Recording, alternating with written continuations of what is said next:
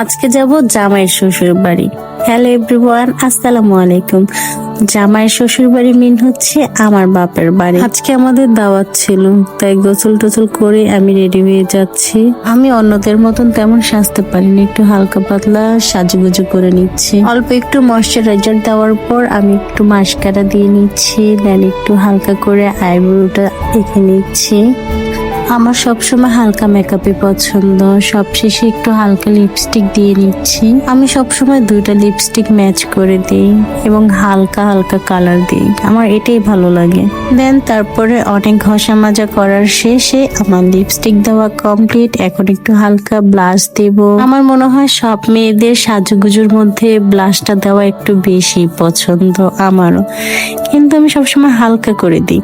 বাবার বাড়িতে নিত্যদিনের মেহমান হওয়ার পরও আজকে একটু সাজুগুজু করে নিচ্ছি, কারণ হচ্ছে আজকে দাওয়াত খেতে যাব। তাই আমার সাজুগুজু শেষে এখন হিজাবটা বেঁধে দেব। আমি না ভালোভাবে হিজাব বাঁধতে পারি না, এখন থেকে শিখতে হবে ভালোভাবে হিজাব কিভাবে পরতে হয়। নিজে যেভাবে পারি সেভাবেই বাঁধছি। ভাবতেই কেমন অবাক লাগে, তাই না? যে বাড়িটা আমার নিজের ছিল আজকে সে বাড়ির মেহমান হয়ে যাব।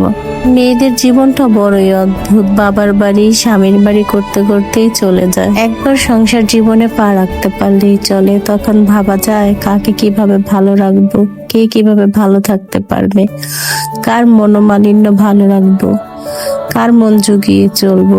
এটা ভাবতে ভাবতে মেয়েদের জীবন চলে যায়। কথা বলতে বলতে আমার হিজাব পরা প্রায় শেষের দিকে। তারপর আমরা দুজনে চলে আসলাম বাবার বাড়িতে। এই তো হাজবেন্ড শ্বশুর বাড়ির জন্য কিছু জিনিস কিনে নিয়ে চলে এসেছে। যার পর দেখি মা অনেক কিছু রান্না করে ফেলেছে আমাদের জন্য। আজকের ভিডিওটা এই পর্যন্তই। সবাই ভালো থাকবেন, আল্লাহ হাফেজ।